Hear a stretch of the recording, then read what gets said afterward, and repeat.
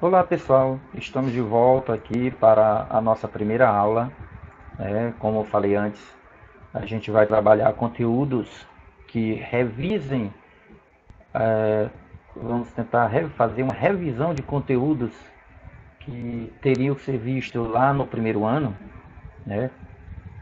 Então a gente vai ver agora, fazer uma revisão de uma forma mais aprofundada, de uma forma que o que não foi aprendido possa ser aprendido agora, né? Alguma dúvida que tenha ficado possa ser sanada agora, nesse bimestre, né? Então vamos iniciar com a evolução dos modelos atômicos. Bom, a tentativa de explicar a constituição da matéria, né, ela surgiu os filósofos gregos, desde a Grécia Antiga, né, onde Aristóteles e Empédocles eram dois filósofos da época. Eles desenvolveram as suas teorias com relação à constituição da matéria, né? E eles acreditavam que a matéria ela era contínua. Toda a matéria ela era contínua, ou seja, a matéria ela não teria um limite, ela não tem um limite. Ela sempre poderia se transformar em outra. A matéria sempre poderia se transformar em outra. E, segundo também as suas teorias, a matéria era formada a partir de quatro elementos, que seria fogo, água, terra e ar. Então esses seriam os elementos que constituía toda a matéria que existia, segundo as teorias de Aristóteles e Empédocles. Bom, mas os discípulos, seus discípulos, né, que Leucipo e Demócrito foram alunos de Aristóteles e Empédocles, né, eles desenvolveram uma teoria diferente. Eles acreditavam que a matéria era descontínua, ou seja, que havia um limite para a divisão da matéria. Ou seja, a matéria poderia ser dividida em partes menores até chegar uma posição que não poderia mais ser dividida. Nesse momento, eles teriam encontrado os átomos, né? A gente teria atingido o átomo. O átomo, a matéria nesse caso, seria formada por minúsculas partículas e indivisíveis, que foram denominadas átomos. Então essa foi uma teoria também da Grécia Antiga, desenvolvida por Leucipo e Demócrito. Bom, com a evolução da ciência, né, foram surgindo novas teorias, novos estudos, novos modelos. Então, em 1808, Dalton, ele, por meio de estudos, ele elaborou algumas teorias com relação ao modelo atômico, onde a matéria é formada por átomos, né, que seriam partículas esféricas, maciças e indestrutíveis. Então o átomo ele era indestrutível, a matéria ela é indestrutível. Átomos de elementos químicos diferentes, né, eles apresentam em sua constituição massa, tamanho e propriedades químicas e físicas também diferentes. Então são alguns postulados do modelo atômico de Dalton. Aqui nessa tabela, né, nós temos a apresentação de alguns símbolos que Dalton utilizava para representar os elementos químicos, né? Alguns símbolos, por exemplo, aqui o hidrogênio, né, ele representava por um círculo e um ponto no meio, né? Então, um símbolo, uma forma de ele representar o símbolo hidrogênio. O modelo atômico de Dalton, por ser esférico, maciço, ele ficou conhecido como modelo bola de bilhar, né? Modelo bola de bilhar, uma denominação para o modelo de Dalton. Fique atento em algumas curiosidades sobre Dalton, sobre sobre o modelo atômico de Dalton. Ele também formulou outras afirmativas. As substâncias são formadas pela combinação de elementos, né? Então toda substância ela é formada por combinação de elementos químicos, numa proporção de números inteiros, sempre seguindo uma proporção. Um composto é formado pela combinação de dois ou mais elementos químicos, né, que unem-se entre si para formar nova substância. Por exemplo, a água, né? A H2O, onde nós temos a combinação de dois elementos químicos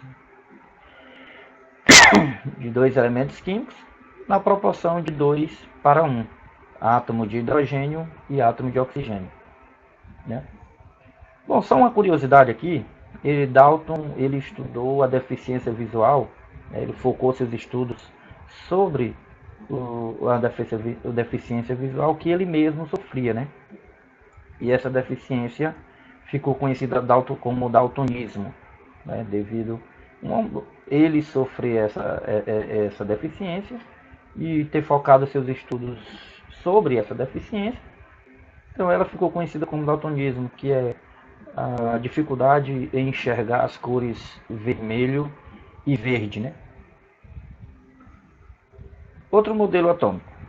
Em 1903, né, o cientista Thomson, né, ele elaborou o primeiro modelo atômico divisível e elétrico. Ou seja, foi observando algumas partículas, alguns raios raios catódicos, ele observou que o átomo apresentava partículas carregadas com carga negativa. Então, a partir do momento que o átomo apresentava partículas de carga negativa, ele deixou de ser indivisível e passou a ser divisível. Esse modelo elaborado por Thomson ficou conhecido como modelo pudim de passas. Por que modelo pudim de passas?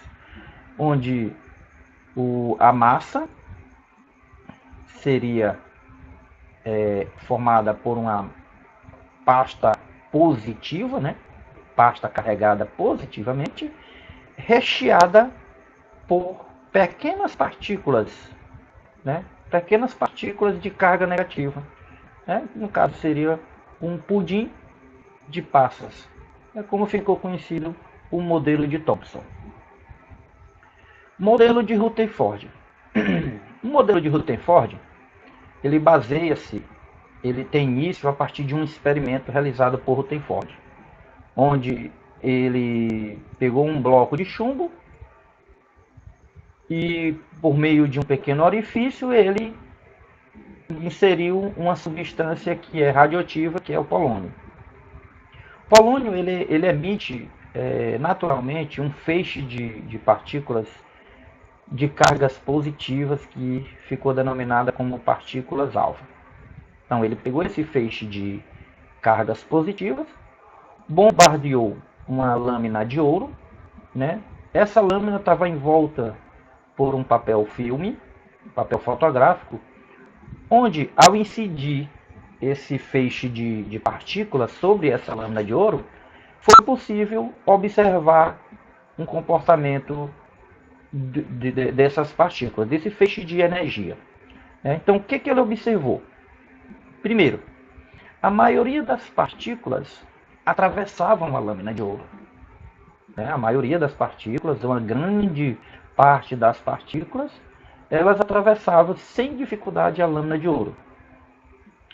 Mas ele observou que algumas partículas, elas ricocheteavam. Ao tocar a lâmina de ouro, elas ricocheteavam no sentido contrário. Ou seja, elas eram mandadas de volta ao sentido, né? E terceiro, algumas poucas partículas sofriam desvios ao atravessar a lâmina de ouro. Poucas partículas sofriam desvios na sua trajetória. Então, conclusões. Algumas conclusões de Rutherford. Então, generalizando, vamos supor que aqui seja a partícula, a lâmina de ouro, né? Ao incidir as partículas, o feixe de energia alfa, de partículas alfa, né? Ele observou que na maioria das suas partículas elas atravessavam, né? Mas que algumas partículas, ao tocar a lâmina de ouro, elas ricocheteavam e algumas, né, elas desviavam. Então, quais foram as conclusões? Primeiro, a maioria das partículas alfas passava livremente pela placa de ouro. Então, concluiu-se que o átomo é um imenso vazio, né? Ele não é maciço, ele não é denso, mas ele é constituído por um imenso vazio. A eletrosfera, né, seria a região do átomo onde ficam os elétrons. E o núcleo é a região do átomo onde ficam os prótons e os nêutrons. Observação. Quando o Rutherford elaborou esse modelo atômico, não se sabia ainda da existência dos nêutrons, né? Depois foi feita uma reformulação e concluiu-se que o núcleo abriga prótons e nêutrons. Mas nesse período, na época, ao realizar esse experimento, Rutherford não tinha noção ainda da existência dos nêutrons, né? Vai ver isso um pouquinho mais à frente. Segundo, poucas partículas alfas não atravessavam a lâmina de ouro. Ou seja, se o núcleo do átomo ele é pequeno e denso, né? Já que poucas partículas não atravessavam. A maioria atravessava, né? Então, supor que aqui seria o átomo. O núcleo é pequeno, então a maioria dos raios ela atravessa a lâmina de ouro. Bom, mas alguns tocam o núcleo e retornam. E algumas partículas, ao passar muito próximo do núcleo, elas tinham sua trajetória desviada. Ou seja, o núcleo é pequeno e denso. Poucas partículas alfa passavam e sofria desvio. Ou seja, o núcleo ele é positivo, né? É o que fazia com que as partículas alfa de cargas positivas fossem ricocheteadas, porque partículas com cargas iguais, a tendência delas são se repelir, né? Então, se uma carga positiva se choca com outra carga positiva, a tendência dela é se repelir, um para cada lado. Se uma carga positiva passa muito próximo de outra carga positiva, a tendência dela é se repelir. Ou seja, se o núcleo é positivo e os feixes de partículas também são positivos, ao passar próximo do núcleo, essas partículas eram desviadas. Bom, mas a maioria das partículas atravessa o átomo. Ou seja, significa dizer que o átomo ele é formado por um imenso vazio e um núcleo pequeno e denso e positivo. O modelo de Rutherford ficou comparado ao sistema solar, né? A representação do modelo de Rutherford, nós temos aqui o núcleo de carga positivo, né? O núcleo de carga positiva, um núcleo muito pequeno, e a eletrosfera é tudo isso que está em volta do núcleo que tem carga negativa. Então, o modelo de Rutherford é um modelo semelhante ao sistema solar, onde o núcleo é o centro e os elétrons circulam em volta desse núcleo em camadas, né, em órbitas circulares. Como no sistema solar, o centro, o núcleo seria o Sol e os planetas circulam em órbitas ao redor do Sol. Curiosidade, como eu falei antes, os nêutrons só foram descobertos em 1932 por esse cientista, James Chadwick, né?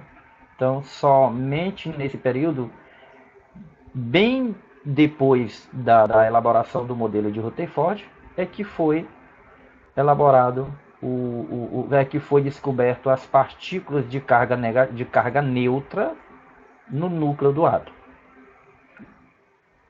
O núcleo atômico, comparado ao tamanho do átomo, ele é muito menor do que a eletrosfera.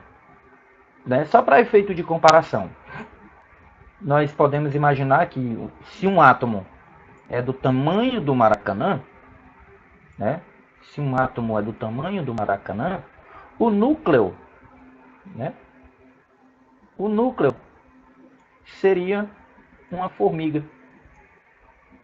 Então, para vocês verem a dimensão do tamanho do átomo com relação ao núcleo, né? Então, tudo isso daqui é a eletrosfera. É a eletrosfera, né? E o átomo é o centro muito pequeno. Modelo de Bohr. Modelo de Bohr é uma complementação do modelo de Rutherford. No modelo de Bohr, os elétrons eles estão em órbitas circulares ao redor do núcleo, que é o centro, né? Só que eles estão em camadas, eles estão sem absorver e sem emitir energia. Ou seja, eles estão lá circulando estável. Né? Ele nem absorve e nem emite energia espontaneamente. O átomo ele possui um número limitado de órbitas, níveis ou camadas eletrônicas, que, dependendo do tamanho do átomo, essa quantidade de níveis, essa quantidade de camadas, ela pode variar de 1 a 7. Cada uma dessas órbitas, cada uma dessas camadas que compõem o átomo, ela é composta por um múltiplo inteiro de energia que é chamado quantum de energia. Possui uma quantidade fixa de energia, daí o termo energia quantizada. Só para a gente generalizar aqui, visualizar melhor o modelo de Rutherford, o modelo de Bohr. O modelo de Bohr ele é bem parecido com o de Rutherford, né? Onde existe o núcleo, né? Existe o núcleo de carga positiva, onde está localizado os prótons e o nêutron, e os elétrons circulam ao redor desse núcleo, só que ele circula em camadas estacionárias. Né? Como vocês podem ver, essas camadas são denominadas pelas letras K, L, M, N, O, P e Q, que varia de 1 a 7, de acordo com a quantidade de energia. Né? Quanto maior é a camada, maior a quantidade de energia. Bom, um elétron, quando ele está lá na sua camada estacionária, ele nem absorve e nem emite energia, né? Ele nem absorve nem emite energia, mas ele pode receber de uma fonte externa uma quantidade de energia denominada quanto. Quando um elétron está numa camada, por exemplo, está aqui na camada K, né? Quando um elétron ele recebe uma quantidade de energia equivalente a um quanto de energia, ele salta para uma camada mais externa. Ou seja, ele salta de uma camada K para a camada L. Ou seja, quando um átomo está aqui na camada K, ele recebe um quanto de energia, ele salta para a camada L. Se ele recebe mais um quanto de energia, ele salta para a camada M. Se ele recebe mais um quanto de energia, e assim, quanto maior a quantidade de energia que ele recebe, ele salta de uma camada interna para uma mais externa. Nesse caso, quando ocorre esse processo, quando ocorre esse fenômeno, que o elétron recebe uma certa quantidade de energia, esse processo é chamado de excitação eletrônica. Né? Bom, mas quando ele recebe essa quantidade de energia, o elétron ele fica instável. Ele não tem estabilidade. Ele recebeu aquela quantidade de energia, mas a qualquer momento ele pode perder aquela quantidade de energia, porque essa energia que ele recebeu foi fornecida de uma fonte externa. Bom, quando ele perde essa quantidade de energia, ele está lá na camada L, recebeu a quantidade de energia, ele foi para lá. Quando ele perde essa quantidade de energia, a tendência dele é voltar à sua camada estacionária, a sua camada que ele se encontra no seu nível fundamental. E quando ele perde essa quantidade de energia, ele tem que liberar ela. Então ele libera essa quantidade de energia na forma de luz. É o que acontece, por exemplo, com os fogos de artifício. Ao estourar o rojão, quando estoura o rojão, a explosão do rojão, os elétrons que compõem aquele rojão, eles são excitados com a explosão de energia, né? Uma certa quantidade de energia. Só que essa energia que é fornecida para ele é limitada.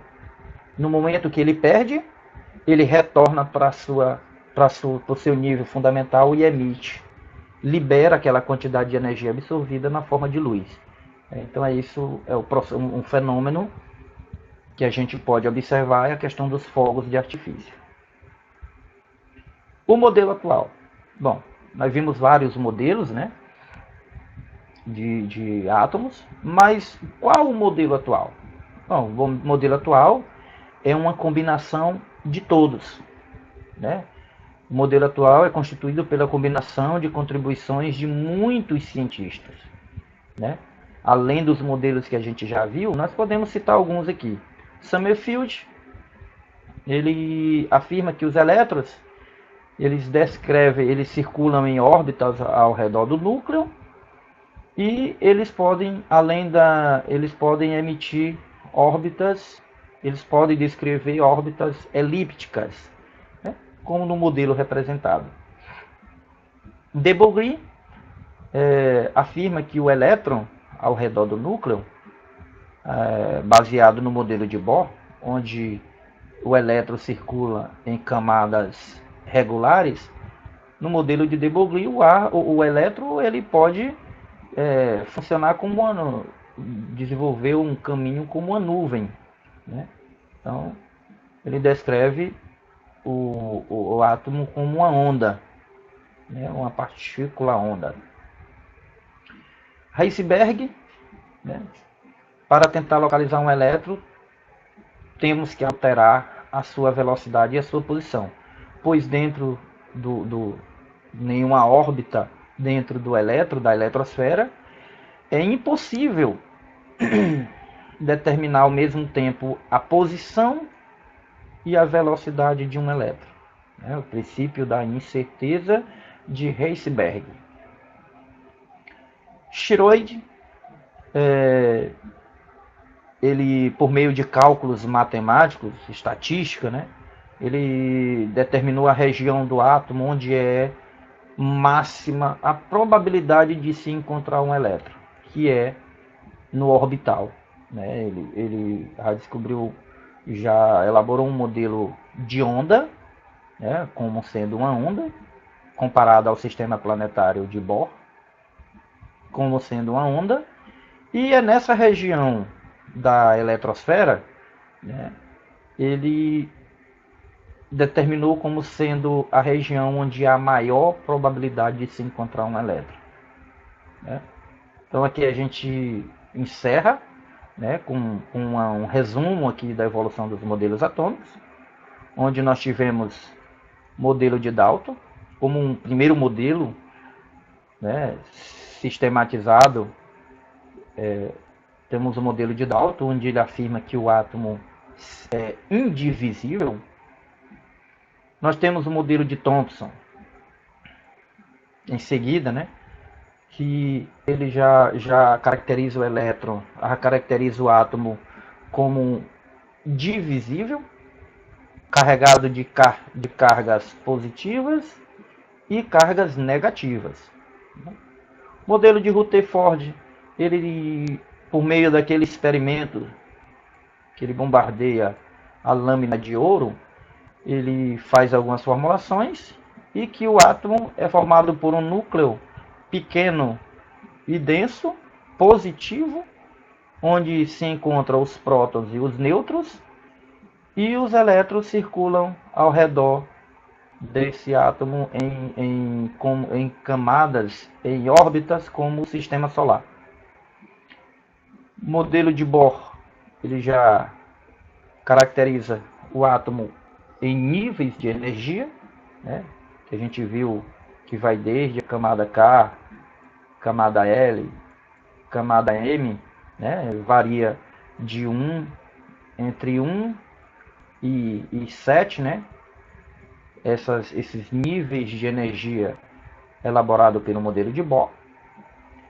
E, finalmente, o modelo atual, elaborado por Shiroi, 1926, o modelo mais atual, onde o átomo ele é caracterizado como uma nuvem eletrônica, né?